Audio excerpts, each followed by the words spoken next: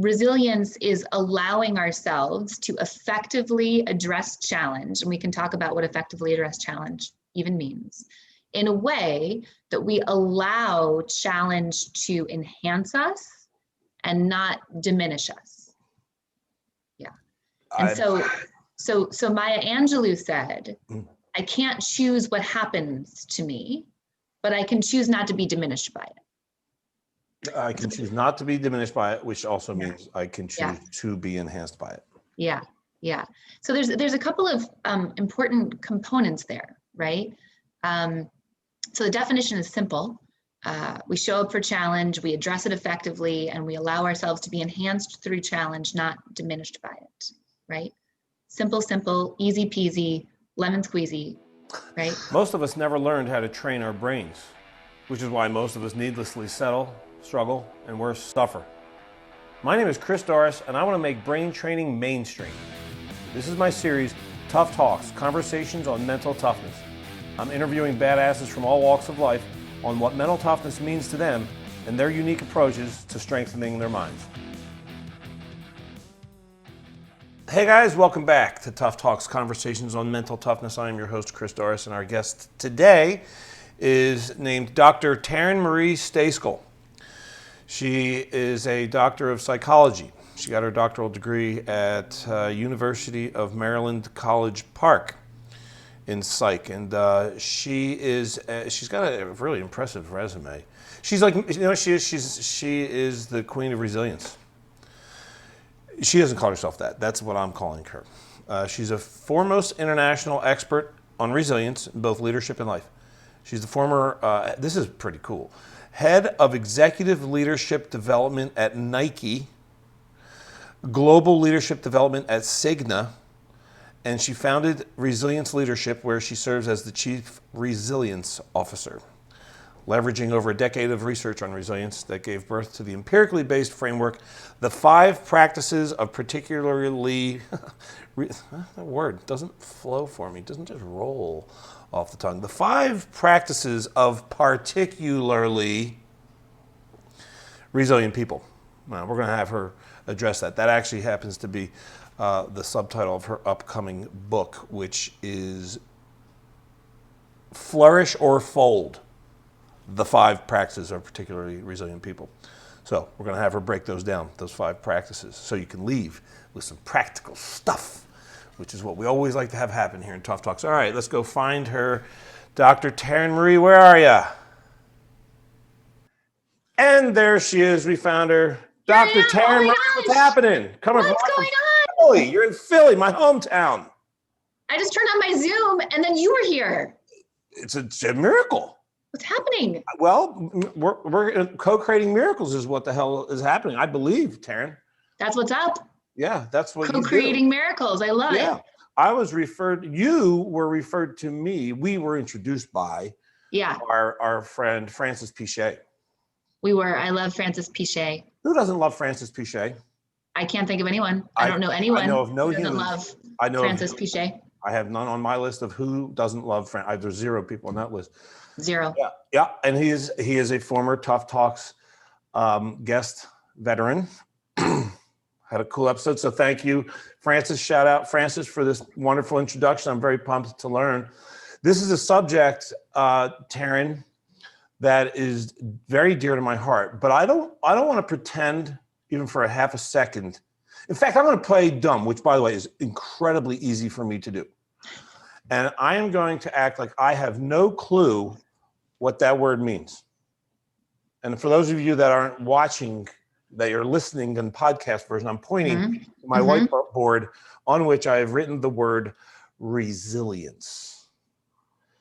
Because I believe, as far as I know, Dr. Taryn Marie, that is your wheelhouse. Resilience is my wheelhouse. It is your wheelhouse. So we are True story. True story. Good. I wanted to make sure, because if that wasn't the case, then I would say I'm ill prepared. But we're on point. You're not wrong. Oh, I love when I'm not wrong. It's so rare.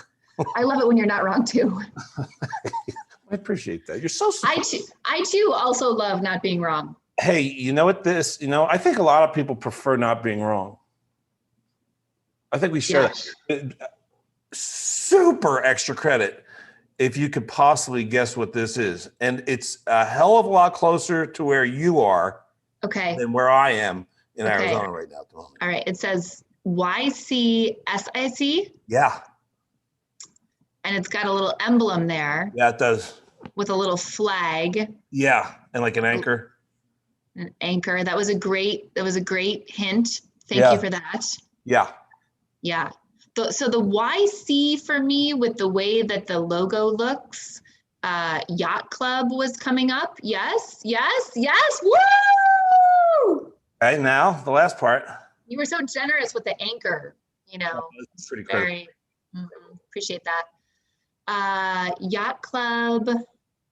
And then this is going to be the area, SIC. It's down the shore. Down the shore. Of course, where those yacht clubs. But it's a tiny one of the beach islands, smaller ones, down the shore, Jersey Shore. I spent all my summers. This is where I learned to swim. Okay. It's not Long Beach Island. Way south of that, south of Atlantic City, north of Cape May. North of Cape May. Immediately south of Ocean City, immediately north of Avalon. I cannot give you no more. Well. All right. It's like, I want to say like Wildwood or something. Just north of Wildwood. Yeah, it's the yacht club of Sea Isle City. Sea Isle City. Oh my gosh, I've never been there, but yeah, my former husband's family used to vacation there all the time. In Sea Isle? Wow. Sea Isle. Yeah. Yeah, I spent all my summers there. Beautiful. So, I've never been, so now I got to go. Now I get to go. Awesome beaches. Beautiful. So, you know, I in my research of you, Dr. T, in preparation for this, some people know you have your PhD in psychology. Does that make you are you a psychologist? I think it does. Yeah, I did a fellowship in neuropsychology. You did. I also have a master's in marriage and family therapy, PhD from the University of Maryland in family science. Terrapins. Fear the turtle. Fear the turtles. Yeah. Yeah. Very scary creatures. I guess. I mean, when I first moved to Washington, D.C., I saw someone wearing like a Fear the Turtle shirt, and I was like, oh, that's so funny. It's so kidding. So totally intimidating. One of the more intimidating creatures. So your life mission, according to your website, indeed, is to help people access resilience in a practical way so that they can approach any challenge and allow it to enhance them. Okay, I found that very interesting. I think that that's a good starting point for our discussion. Great. Okay, because like it's so the whole part of that popped for me is to allow challenge to enhance you. Can you tell me what is your definition as of today of the word resilience?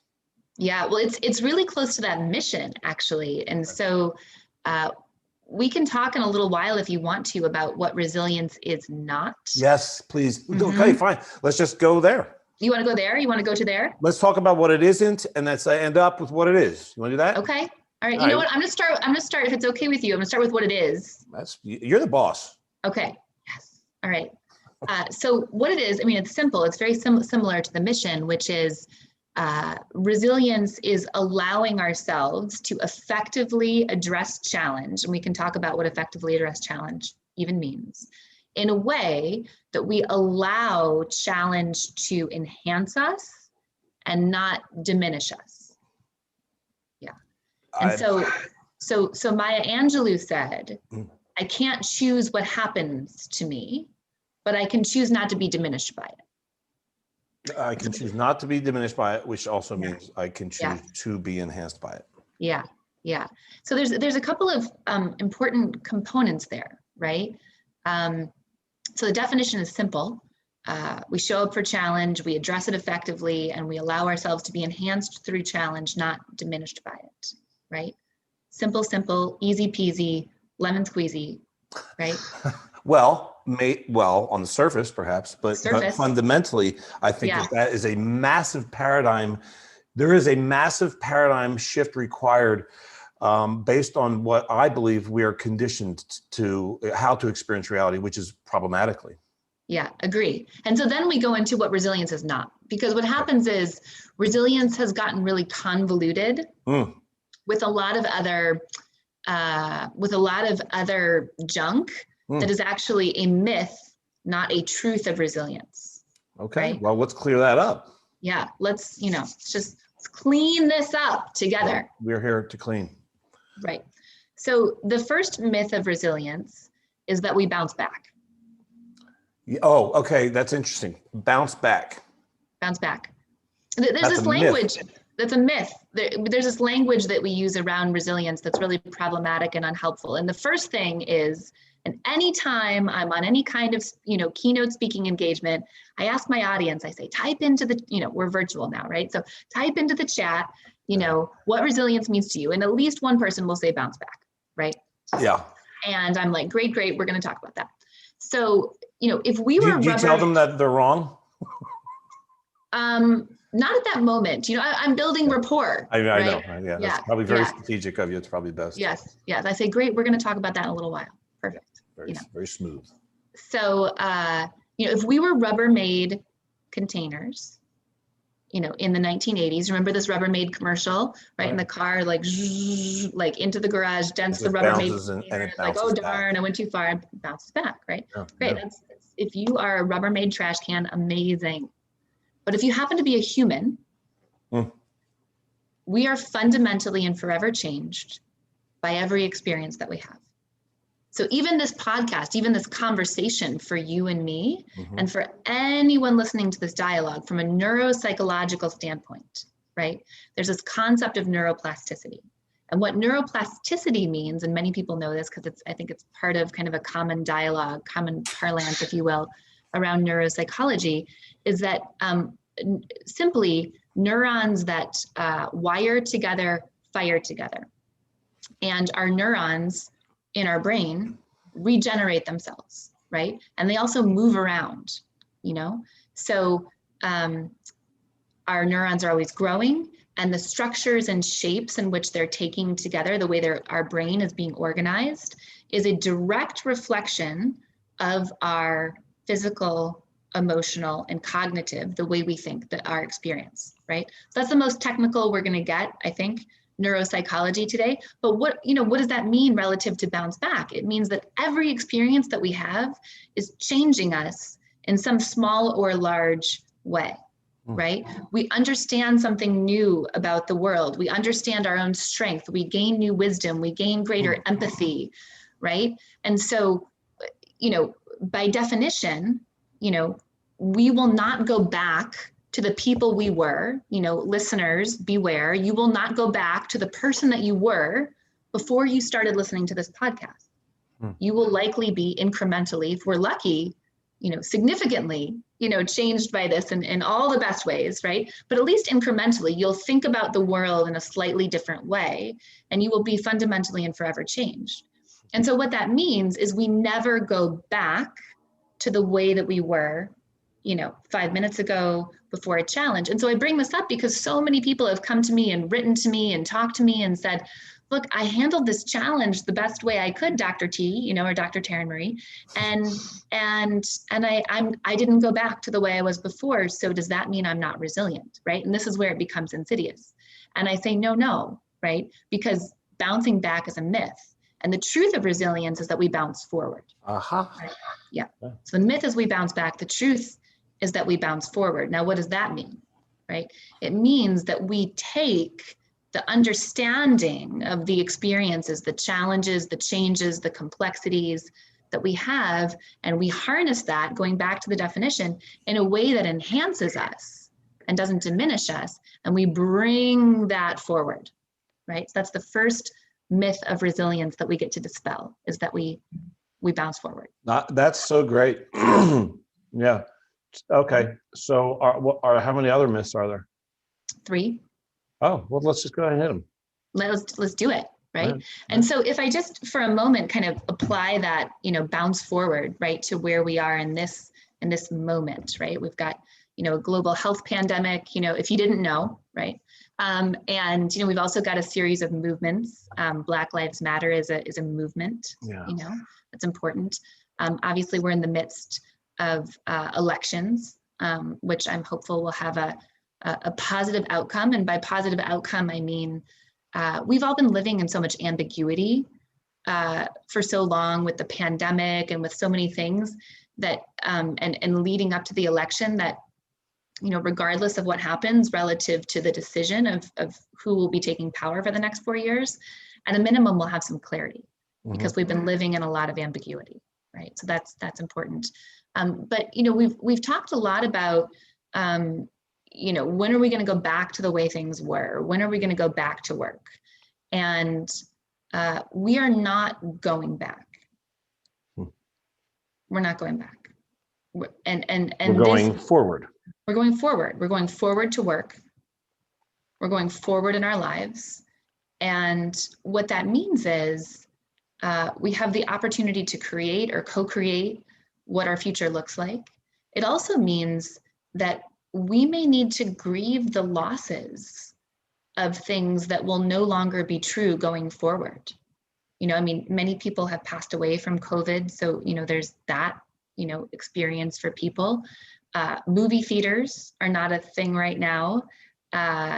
You know, so if you're a movie buff or, you know, working in different industries, you know, your life looks different, you know, and so it's not all candy and ponies. It's not all, you know, sunshine and rainbows, but what it does is it gives us an opportunity to create clarity in our lives, right? So there's this incredible, I'll just say this about, one last thing about bouncing forward. There's an incredible researcher that I had the opportunity to know and really digest her work, but a woman named Pauline Boss, when I was getting my master's in marriage and family therapy. And she talks about this concept of ambiguous loss, right? And what ambiguous loss means is anytime we experience a loss, right? Where the psychological element, right? Like our thinking and the physical element of the loss, when the psychological and the physical element is aligned, there's clarity in that loss. When the psychological and the physical element of the loss is not aligned, then it creates ambiguous loss. And I'll give you an example of what that means.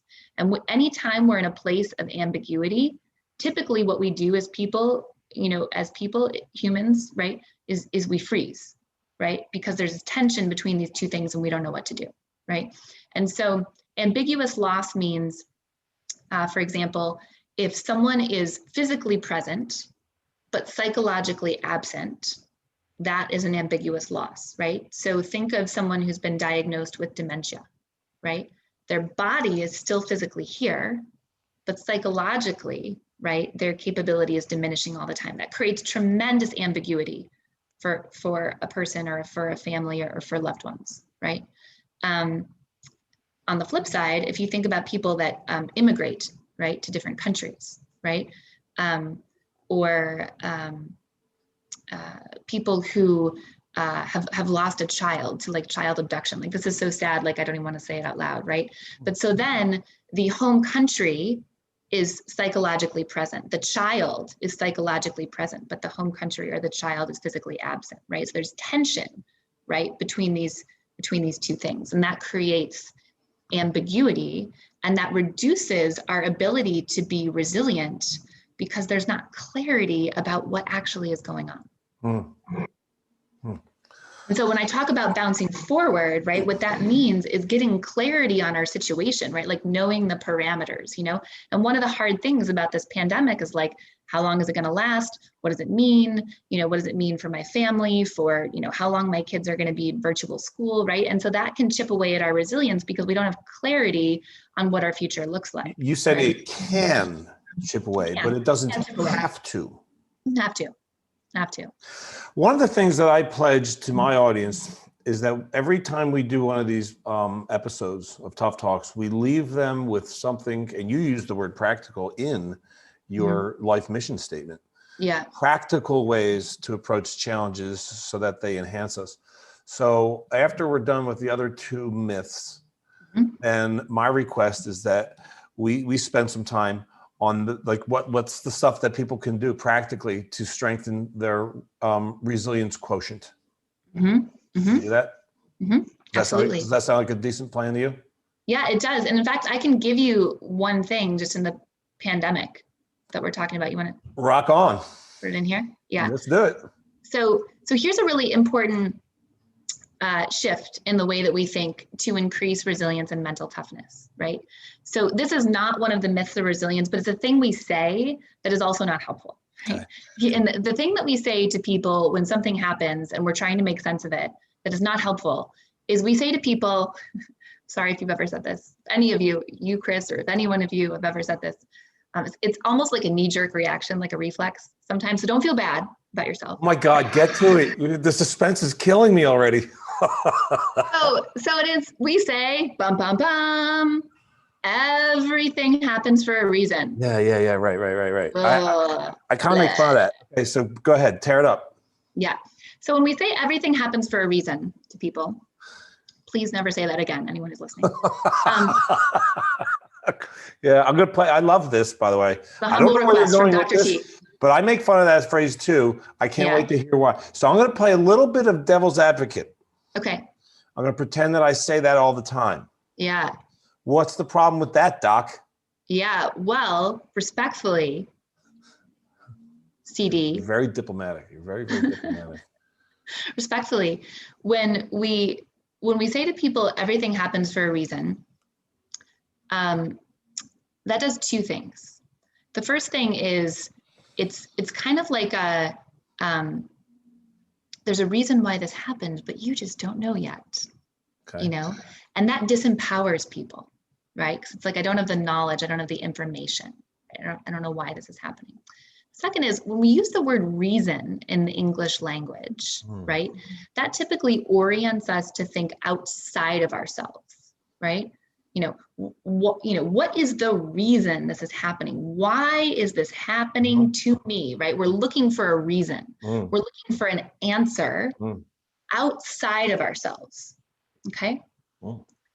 And instead, what we want to think about, instead of everything happens for a reason, which orients us to look outside of ourselves for answers, what we want to do is we want to orient ourselves to create personal meaning in our experience. So what that does is instead of looking outwardly, it allows us to look inwardly to make our own meaning of the experience, to answer our own why questions. Now, why would we want to do that? Well, in the first place, we all have, they're all universals, right, that connect us, but we are also all living unique and nuanced lives, right? Now, no one has ever been me, no one's ever been you, no one's ever lived a life, that is exactly, right, like mine or yours. So there's universals that connect us, but there's also incredibly nuanced and unique elements to who we are.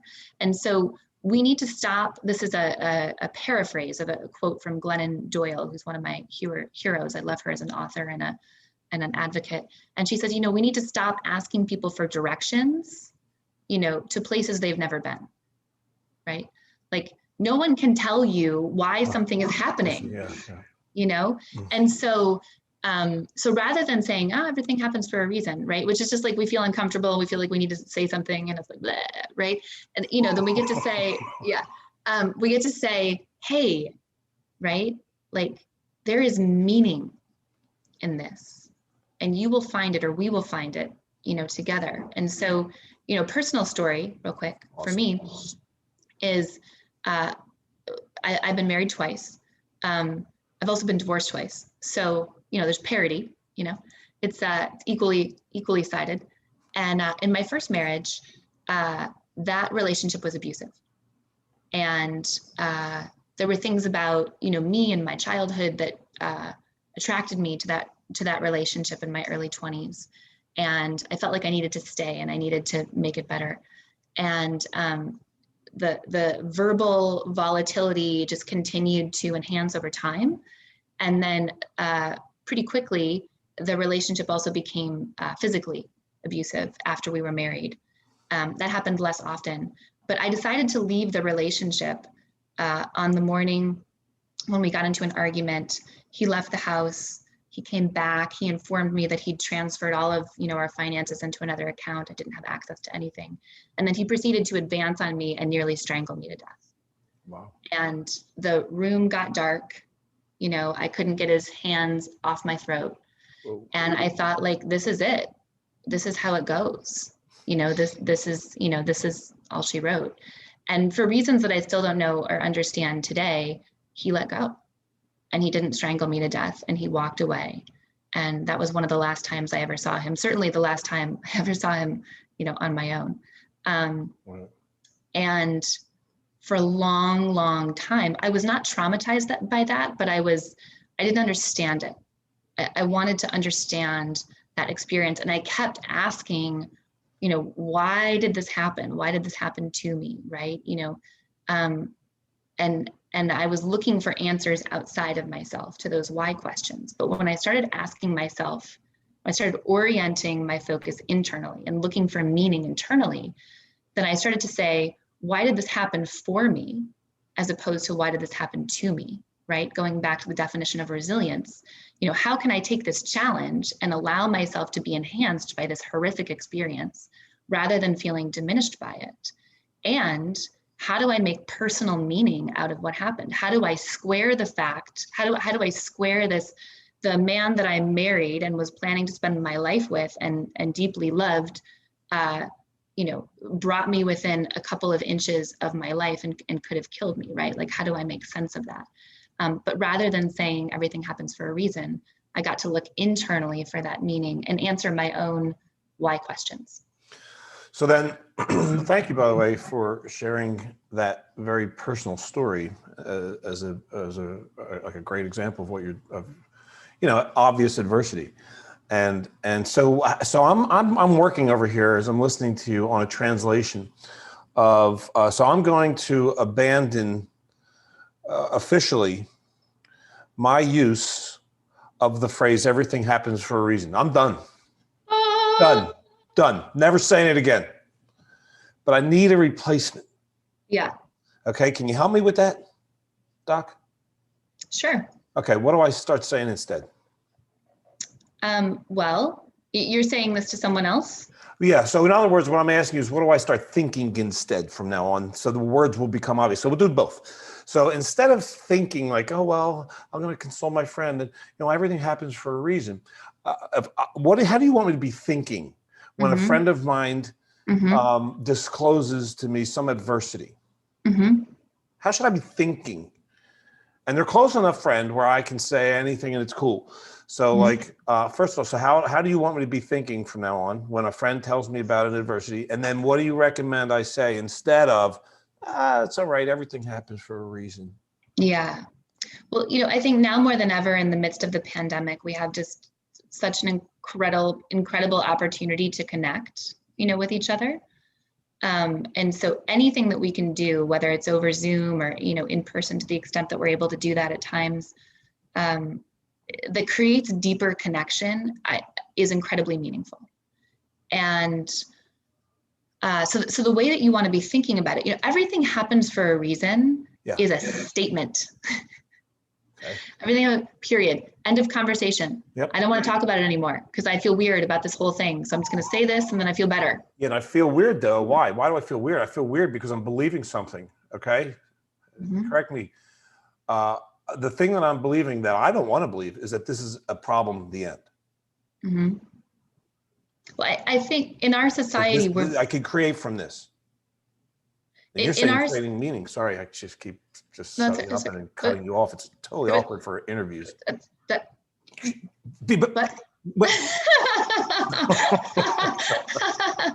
I have to go back to podcast hosting school. Oh, that's so good. That's so good. Anyway.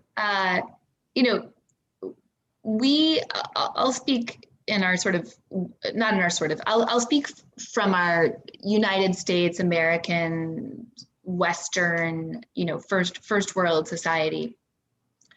We're very, very, very, very, very, did I mention very bad at allowing people to have their own emotional process that does not include things like happiness, joy,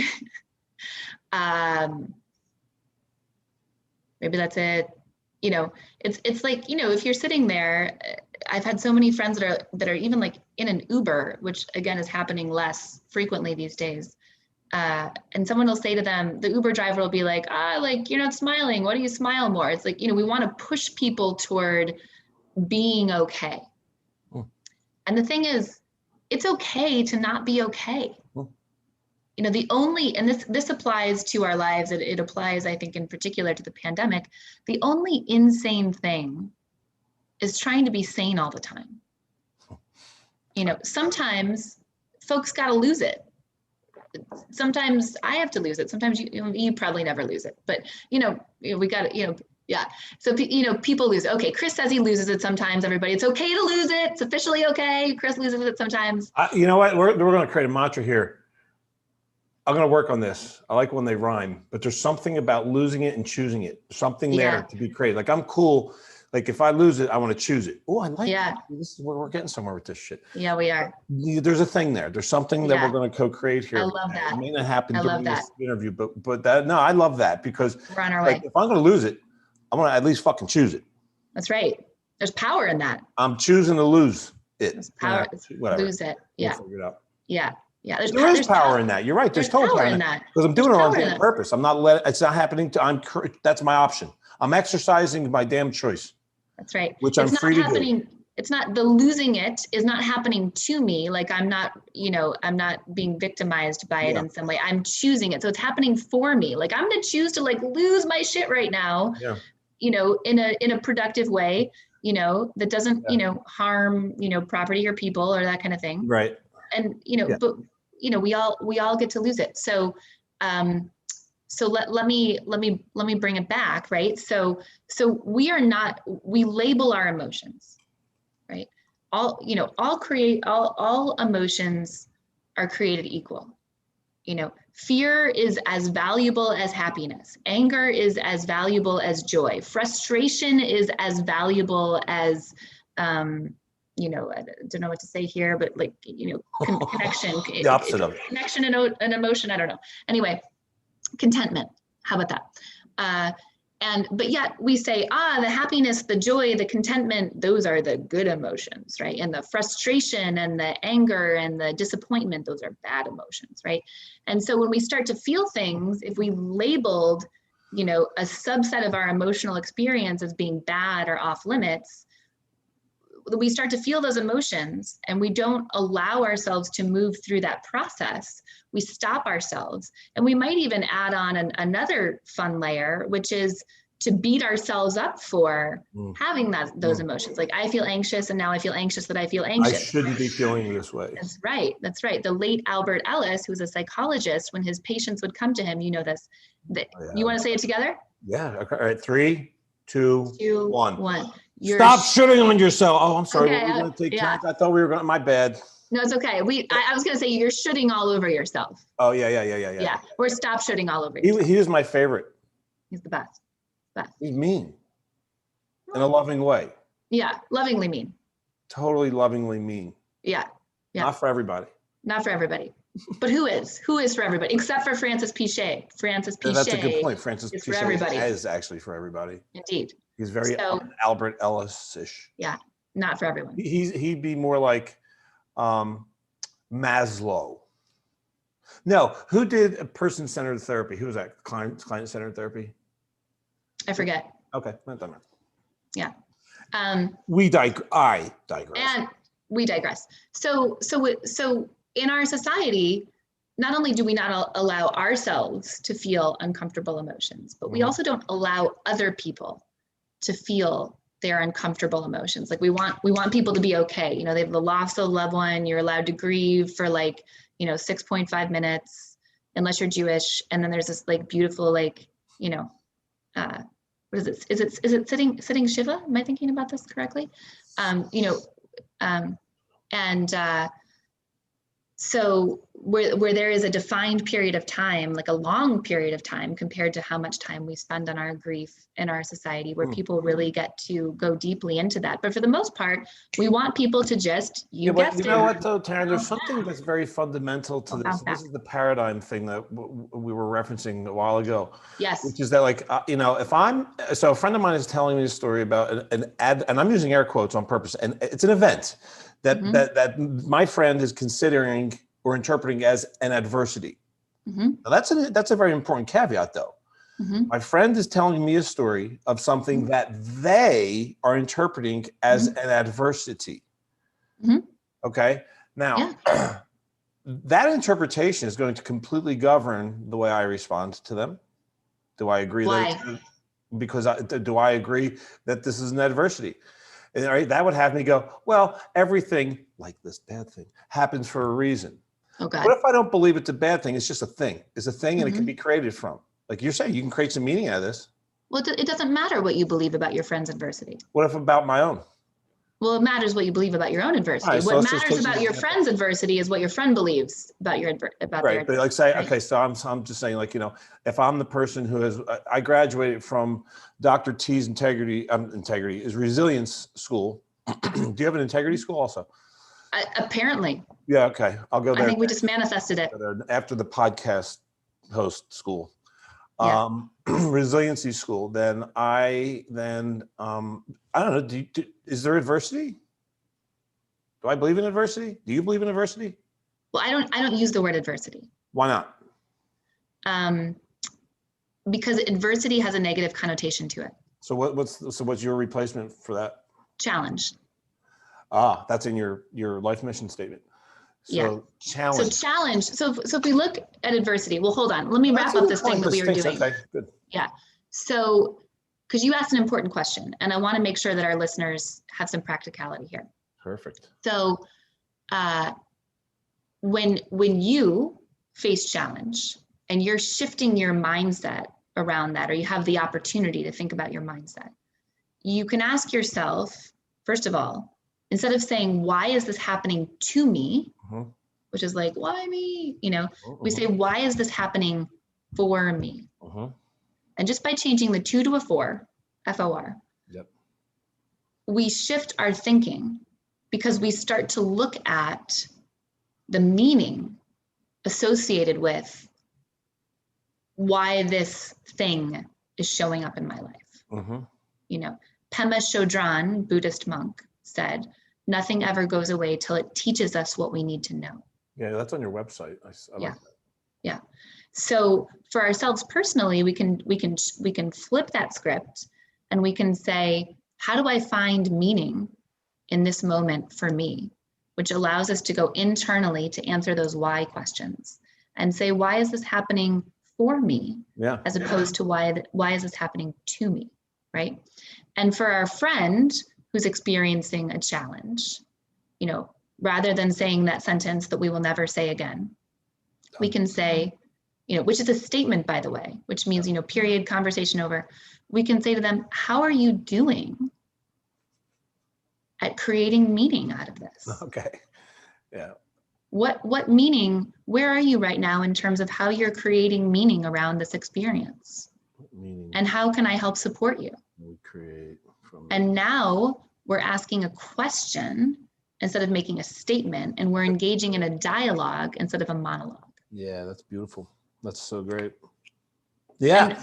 And that's a fun, see that is when you reduce that down to its fundamental core, it is a total, that sentence, the question cannot be articulated unless you have a different way of thinking about reality, which is that well, you can look at this as a problem, or you can look at this as an opportunity to create from. Right. So I cannot articulate the following in response to a friend sharing some adversity story with me. Say like, okay, cool, I hear you. So what meaning can we create from this for you? I can't say that unless I have changed my own thinking about, like, from this is a problem to this is an opportunity. Yeah. You agree with that or no? I agree with the second part. I agree with the second part about thinking, shifting our thinking from this is a problem or an adversity to this is an opportunity. Yeah. Right. There's so many things I could say here. Yeah. One of the practices of particularly resilient people is the practice of possibility. And the practice of possibility speaks directly to this. And what the practice of possibility allows us to do is to navigate the tension, even the ambiguity, if you will, the polarity that exists between this idea of risk and opportunity. So anytime we face a challenge, typically there's some element of risk and there's some element of opportunity. And to be truly resilient, we don't want to deprioritize the risk and say, look at this amazing opportunity, right? But like completely ignore the risk. And then we also don't want to deprioritize the opportunity and say like, oh my God, I'm going to die. This is so scary, And so the Chinese character for crisis is a combination of two characters. It's the combination of the character for danger and then the character for opportunity. So in the Chinese language, the character for crisis, equals danger plus opportunity, right? And so this is how we can think about challenge as well, is prioritizing this idea that there's risk or danger and opportunity side by side. And how do we effectively prioritize and privilege both of those? And the reason that I use the word challenge specifically is because when I was interviewing, hundreds of people and collecting thousands of pieces of data and asking them, not how they overcame adversity, right? Because first of all, we don't typically overcome adversity. We just like limp, crawl, inch our way through it, right? There isn't typically a moment where like, oh, I overcame the adversity, right? And adversity, maybe for you, and also adversity it's only part of the story. It's just the danger risk part of the story without the opportunity. So what challenge allows us to do is to shift our language so that we're able to prioritize and hold both. Because when any of us look back on challenge, typically we can see the good in that challenge, even if we wouldn't have chose it. If I look back on my, former husband, nearly strangling me to death, now I wouldn't choose to do that again, but I can see the good that came out of that, right? And so the word challenge allows us to prioritize both. And so then just going back to the first part of the sentence, which I didn't agree with, I think what we have the opportunity to say is, how are you making meaning, out of this experience for you, right? And the second question can be, how can I help? Or would you like me to help? Yeah. Now, I think you said, how are we making meaning out of this, right? That might be like a third question if they invite you into that meaning-making process. Yeah. Yeah, well, that's a big if. And in my head, that example involved a very close friend where there's already agreement that, like we're already at the point where we're like, okay, you're not alone. We got this. We're going to create some meaning. But but the shift is what from everything happens. Can't finish the sentence. I said I was never going to use it again. To what meaning can I just say, I'm by myself. What meaning can I create out of this? Going back to just to tidy up things here, Skosh. Please. Without getting way into it, because I want to talk about, you mentioned possibility as one of the 5 practices. I want to talk about your upcoming book and course, and just like touch on those 5 things. But we didn't. Can you just articulate what are the first? There were 3 resilience myths. The first one is you don't bounce back. What are the other 2? Without going like down the rabbit hole with them, what are they? Absolutely. So high level, just taking us back to the myths and truths of resilience. So this is fun because typically what I say to people is, everything you thought you knew about resilience is wrong. And people are like, what? So the myth is you bounce back. The truth is you bounce forward. And then there's 2 other myths. Okay. The first one, the myth is that resilience is fixed. So people often say like, well, is it just that I'm resilient or not resilient, or I'm inoculated with a certain amount of resilience, when I'm born, and then like, that's it, that's all I get over time. So the myth is that resilience is fixed. The truth is that resilience is growth oriented or dynamic, right? Which means, we can continue to progress and grow in our resilience over time, over the course of our lives, just like we train a muscle, going to the gym. Cool. That's the second myth. Excellent. And then the third one is that resilience, the myth is that resilience is passive. It's just like, a challenge occurs and then we sort of like wait for resilience to be bestowed upon us, right? And this is also reinforced in the English language, where we say things like, time heals all wounds, This right? too shall pass. This too shall pass. That just means like I pop in a Netflix series and I'm gonna like get resilient, And so it's more akin to what I believe Andy Warhol said. Love that guy. Time changes things, but you have to change them yourself. So the myth of resilience is that resilience is passive, and the truth is that resilience is an active and engaging process. Beautiful. Yeah. Thank you for that. Now, you have a book coming out. Yes, lots of resilience on that. It's a long process. Sure. Okay. Yeah. So at the time that we're recording this in early November of 2020. Yeah. When do you anticipate that book, if things go as planned, being available for us? I mean, hopefully in less than a year. Okay. The publishing process is a very long process. Okay. Yeah. So there are 5, you blogged about this, and this is what your book, at least the working title, is Flourish or Fold, the 5 practices of particularly resilient people. You already mentioned one of them, possibility. That was the 5th one. And there are 4 others. You want to spend a minute on that? Sure, let's do that. Yeah, we kind of skipped. We skipped to the last chapter on that, didn't we? Skipped right over the first 4 and. Well, it came up. It happened. Yeah. Went straight into possibility. Yeah. So what happened was, I became really interested in resilience, and that started when I was on fellowship for neuropsychology, and we'd have people come in with neurological injuries, brain injuries and spinal cord injuries. And we would look at the severity of the injury, how old the person was, and kind of where in the body, the localization of the injury.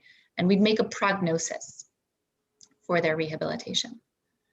And then we had a very robust outpatient clinic where people come in, neurological injuries, a very long-term rehabilitation process. It's years, not weeks. Typically, it's not like a broken bone, because our neurons grow very slowly, and people typically need a lot of support. And so then I'd be looking at people's charts, and I'd look at their initial prognosis that was given, maybe 6 months ago, a year ago, 2 years ago, and the prognosis wasn't matching where they were in terms of their rehabilitation trajectory. And so I started asking some questions about this, right? Because oftentimes people were doing better or people were doing worse than we thought, but we were rarely hitting the mark. And so we did a study where we began to look at, call it more data, or more kind of demographic factors. So rather than just looking at those 3 initial factors, we also looked at socioeconomic status. We looked at, did they live in a rural or urban area? What was their gender, right? Were there small children in the home, right? We were trying to figure out, like, what are the other factors that are influencing people's rehabilitation after injury? Because we're not necessarily hitting the target here. We're not getting it right. And people really, need and deserve truly accurate information. And so I'll spare you all the details, but over a decade ago, what we found, and this is more common practice in healthcare settings now, is that, for example, people that had access to reliable transportation, had a vehicle or had someone who could drive them, statistically speaking, right, had a more positive rehabilitation trajectory. And having access to reliable transportation was, again, statistically speaking, the difference between being able to live ultimately independently versus spending a large portion of time, maybe even a lifetime, in an assisted care facility. So we think about how important, and that's just if you have a car and you can drive it, or someone who can, that just transportation. Why? Because transportation gets you to your appointments. You get the services that you need and the service, the rehabilitation, the medical care that is going to make a significant difference in rehabilitation. And so as I was leaving my fellowship and I was starting to think more about leadership and going into the corporate sector, I thought, okay, we're not all going to have neurological injuries in our lives, and thank goodness for that. But we all are going to face challenge, change, and complexity. And so what if in those moments, inevitably when these things come up, it's not if, it's when, what if we knew what were the things to do to create a more positive outcome, to engender greater resilience? In other words, what would our version of reliable transportation be? What are the things that are going to make a significant difference? And so what that led me to do is to start, it started with a powerful but simple question where I asked people to think about a time when they faced a significant challenge and to tell me what they did that they believed allowed them to effectively address that challenge. And from that inquiry of, now interviewing hundreds of people and collecting thousands of pieces of data, the 5 practices of particularly resilient people, that empirically based framework, was born. And that's how the 5 practices came to be. So the first one's vulnerability. True story. So I was horrified, when vulnerability showed up, mostly because, I'm a survivor of trauma. I had, I spent, probably over 20 years with diagnosable symptoms of post-traumatic stress disorder. And if you know anything about trauma or having experienced trauma, the last thing you really want to be is someone who made it through trauma. Is you don't really want to be vulnerable. You place a stake in the ground on being not vulnerable. And that's how I learned, how many people that have experienced trauma learn to keep ourselves safe. And so when vulnerability came up, I was like, shoot, I have some significant work to do here. And the way vulnerability shows up, vulnerability is also a word like resilience, where it's like we say it, but like nobody knows really what we mean. So in this case, what vulnerability means is that we allow our inside self, our thoughts, our feelings, our experience, to as closely as possible match our outside self that we share, with the world. So here's a marriage and family therapy term, like congruence, right? When these two things are not congruent, we're being invulnerable. We're thinking and feeling and experiencing something on the inside, and on the outside, we're not sharing that. But when those two things become more congruent, more aligned, then we have greater vulnerability because we're sharing sort of one version of ourselves with the world. Why would that be important in facing challenge? Great question, Chris. Thank you. 2 reasons, exactly. Yeah. One is, when we're incongruent, when we have stuff going on the inside that we're not sharing on the outside, we're really running 2 operating systems, if you think about that from a technology standpoint, and so we burn a lot of energy running 2 operating systems. So the more we can be congruent, the more we're getting closer to running 1 operating system, the more we have energy left over to deal with other things in our lives, right? And the second thing is, when people know what's really going on for us, when we're able to be vulnerable or share authentically, vulnerability is the soil in which authenticity and empathy, grows, then people are able to help us.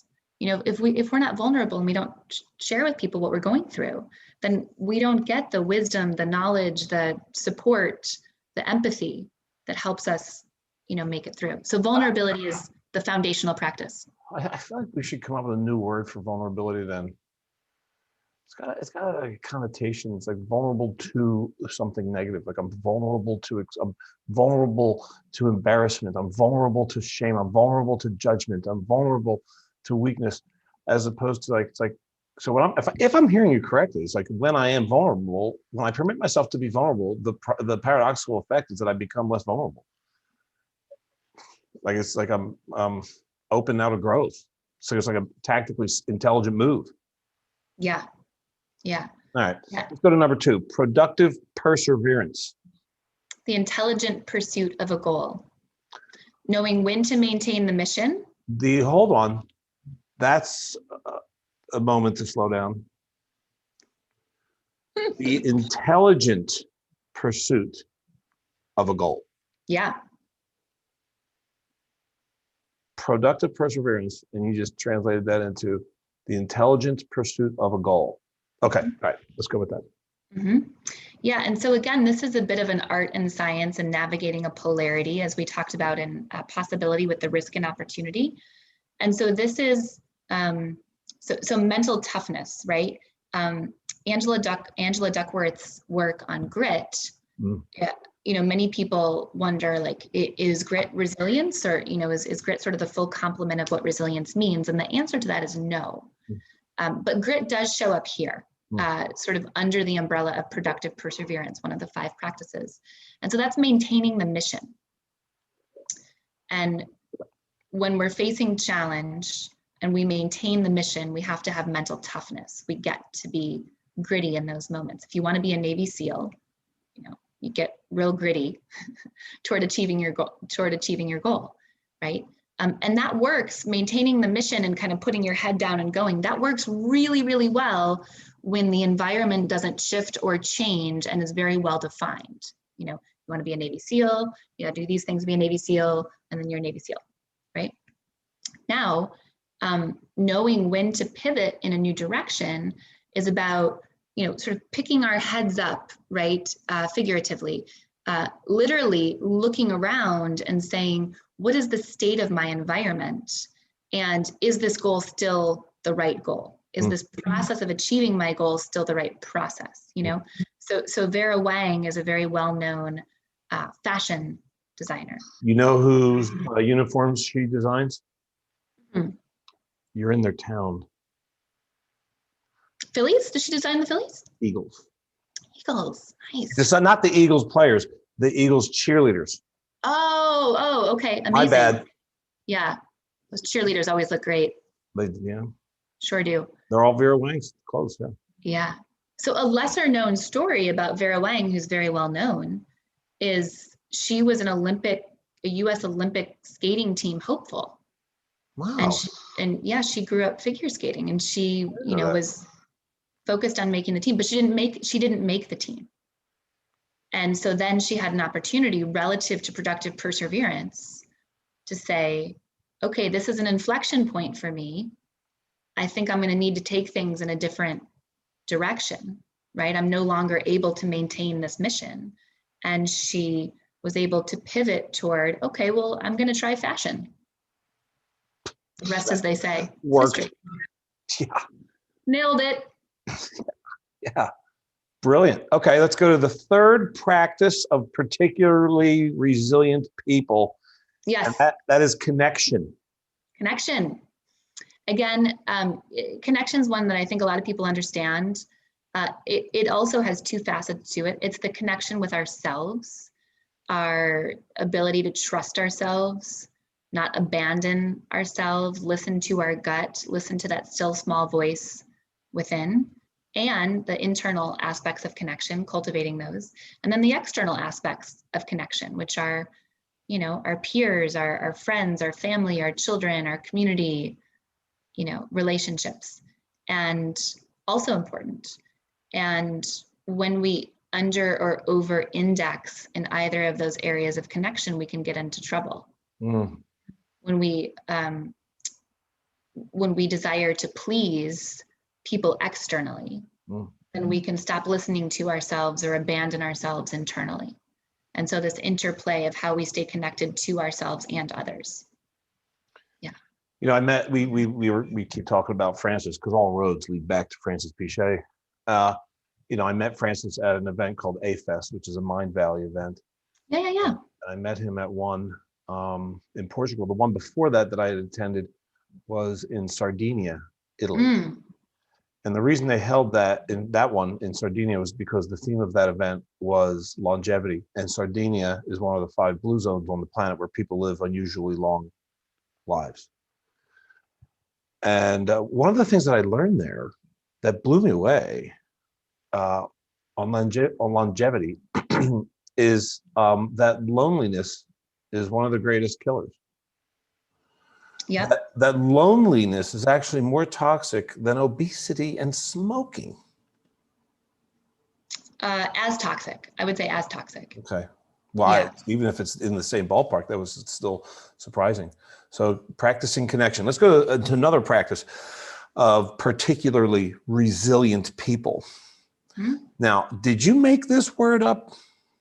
I sure did. I like it. I support that kind of behavior. Thank you. That kind of gumption. The word is a hybrid. And let me try to pronounce it. Gradiosity. Oh, excellent. It's like gratis grati dash osity. And it's a hybrid of gratitude and generosity. Indeed. Come Nailed on. it. Nailed it. Huh? Right. Mic drop. Okay. Mic That's drop. all I got. Yeah, Trap. He's right down the street from you right now. You know that? He lives in Millville, New Jersey. Yeah. So if you were going to go to Sea Isle to go to the yacht club, you would drive right past Mike Trout's house. Oh, wow. I love that. Yeah. That's so good. That's so good. Yeah. Right. Well, yeah, this is the fourth practice. We talked about possibility. So this will round out the 5 practices. Right. And then maybe I'll leave you with something pithy, or you'll leave me with something pithy. I don't know, because then I get to go to my next call today, which I'm excited about. Oh, do we need to hurry up? Yeah, I've got about 3 minutes left. Oh, okay. Let's go. Let's wrap it up then. 2 minutes. Yeah. You're a busy woman. You got a lot going on. I try. Kind of a big deal. Nah. NBD. It's NBD over here. All right, we got to focus. We got to stay focused. Focus. All right. Gradiosity.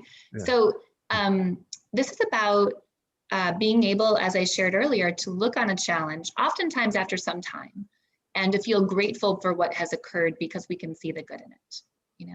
So shortly after my former husband, again, I'll just use this example, right? Strangled me. I wasn't like, oh my God, I'm so glad that happened, right? It took a lot of time for me to be able to look back on that and to say, I can see the good in this that's emerging from this, even though the situation was not positive. And then the second part is generosity, and being willing, often through a sense of vulnerability, to be able to share our experiences and our lessons generously with others, so that others might learn vicariously through our experience. Spectacular. So if we had more time, and maybe we'll get to this if we do, we'll have a version or a stage 2 Tough Talks conversation. I really am not a fan of putting unnecessary time between us and being how we want to be, who we want to be, and having what we want to have and doing what we want to do. I believe that we are conditioned to put on a lot of unnecessary time. I'm not a huge fan of unnecessary waiting. In fact, I don't like it at all.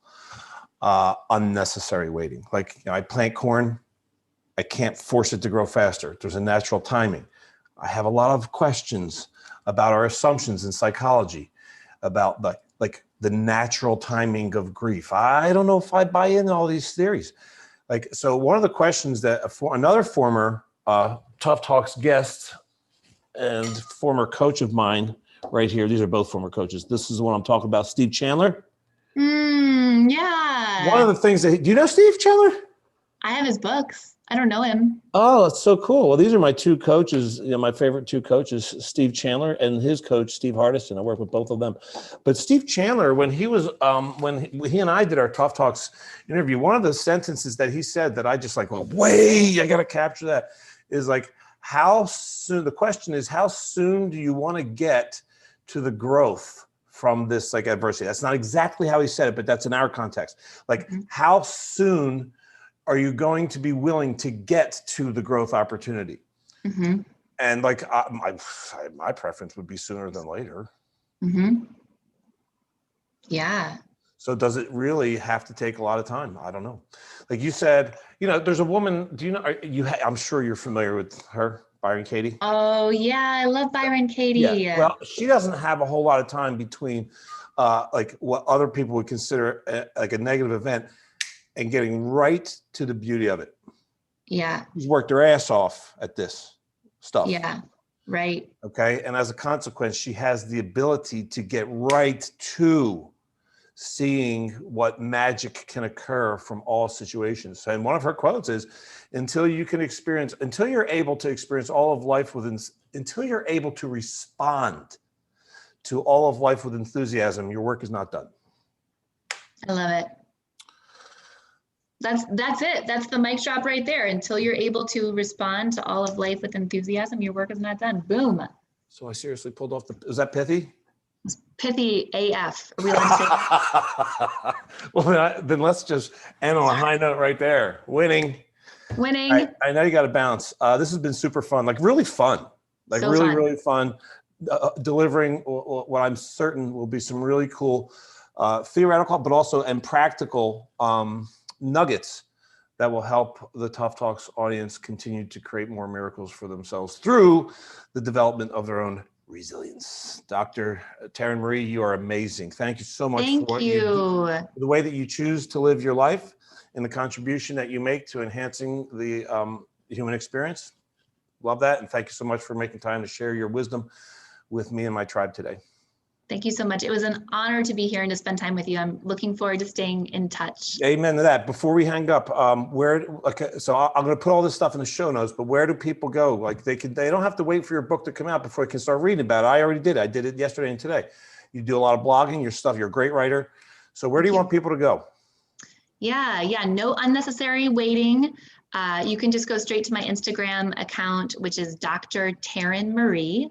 And we also have a great little website called resilience with a c-leadership.com. And there's lots of blogs. You can become a Resilient Insider, receive our newsletter, all the stuff. And we're on Facebook and LinkedIn and stuff too. Yeah, and you're doing a lot of corporate speaking, you're coaching, speaking, and now you're writing. So people can learn all about that. Your website is very robust and very cool. So Thank you so much. I will tell Jane Fish, my marketer. She's amazing. Well, she's doing a damn good job, as are you. Thank you for it. Thank you. Have a great day. Bye, Chris. Bye, everyone. That's totally refreshing, isn't it? I mean, I hope you feel refreshed after having experienced Dr. Taryn Marie. I do. And there's a lot of takeaways from that. Fun. That was really fun. She's fun. I love her life mission statement: to help people access resilience in a practical way so that they can approach any challenge and allow it to enhance them. I love that, enhance them. Permit challenge to enhance. She also said that all of us are always going to be presented with challenge, change, and complexity. So obviously it's like, how are we choosing to work with that? The 3 myths about resilience is it's not about bouncing back, it's about bouncing forward. Myth number 2 is that resilience is fixed. The truth is that it's not. It's actually growth oriented. So in other words, you're not born with it. You can, it's not just you have it or not, you can strengthen it. And the 3rd myth is that it's passive, when the truth is that it's actually something that requires your action. That one I actually need to study some more. No longer saying everything happens. Actually, I'll say it anyway. But the whole "everything happens for a reason" phrase we can now replace with, well, what meaning can I create out of this? And I love that. We're going to work on a cool mantra here. If I'm going to lose it, at least I'm going to choose it. I think it needs a little more love. But the point is that's the freedom, right? I talk about the freedom formula a lot: think, feel, do, results. And the beauty is the reason I call it the freedom formula is we're free. We're free to interpret reality however we want to. We're free to choose whatever state we want. We're free to choose the way we respond to all of life, and that means I get to choose to lose it. Crisis in Chinese is the character for crisis is the combination of danger and opportunity. That's pretty cool. And then, of course, the 5 practices of particularly resilient people. You don't have to wait for her book to come out.